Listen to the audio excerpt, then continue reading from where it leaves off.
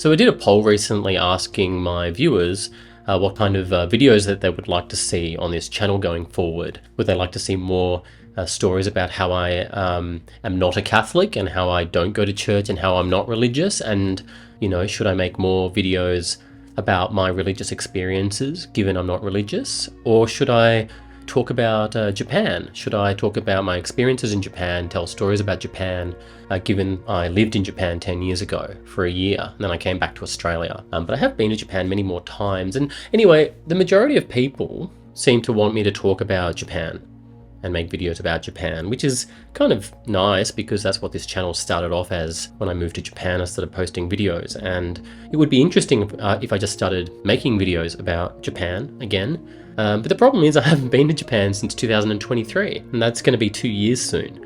I actually made some videos when I was in Japan last time I went that I never published. I suppose I could put some videos up about that. I guess I could talk about like living in Japan 10 years ago, but is that outdated information? Would anyone on this channel even want to hear about stuff that happened when I lived in Japan 10 years ago? Now the thing is, I really like Japan. Like, you know, a lot of people like Japan. One of the reasons I don't go at the moment is that the Australian dollar is doing very well against the Japanese yen, so things are cheap.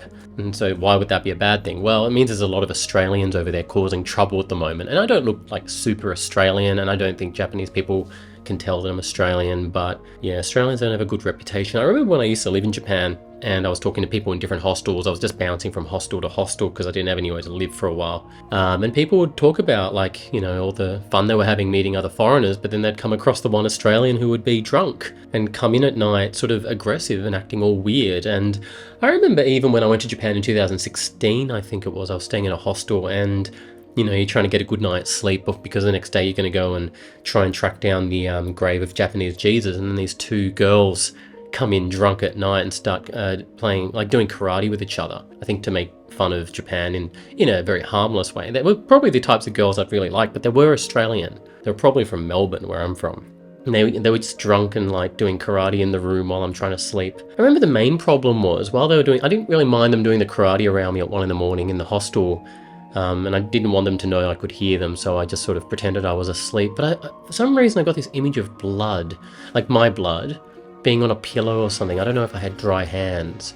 Probably don't really need to tell more of that story, it's not very interesting. Anyway, look, I've got a million stories to talk about living in Japan and all the different times I've come, you know, I've gone back to Japan. And I can talk about those experiences if you want. I don't know, what would you want me to even talk about? Do you want me to talk about my experiences with Japanese customs? I suppose sometimes you forget that if you've accumulated knowledge over your life, you think that it's like everyone knows this, but sometimes people don't know. You know, I might be a 40-year-old guy now, but I was once 26 in my studio, living alone, isolated, drinking gin and tonics, and watching Japanese vlog channels, dreaming of going to Japan. I remember I had bronchitis in 2012, and that's what I did for a month. I went crazy. I kept watching this Japanese commercial about tarako, which are like, I think it's fish eggs, but put on pasta. It's like a pasta sauce. And I just kept watching this commercial, and I was just sort of slowly going insane. And maybe like there is a market for people who are going insane with bronchitis, who want to move to Japan or want to visit Japan, but they never have, and then they like watching a foreigner talk about Japan, because that's what I used to do. Yeah, I'll think about it. I'll think about making more videos about Japan, because I've got a lot of stories,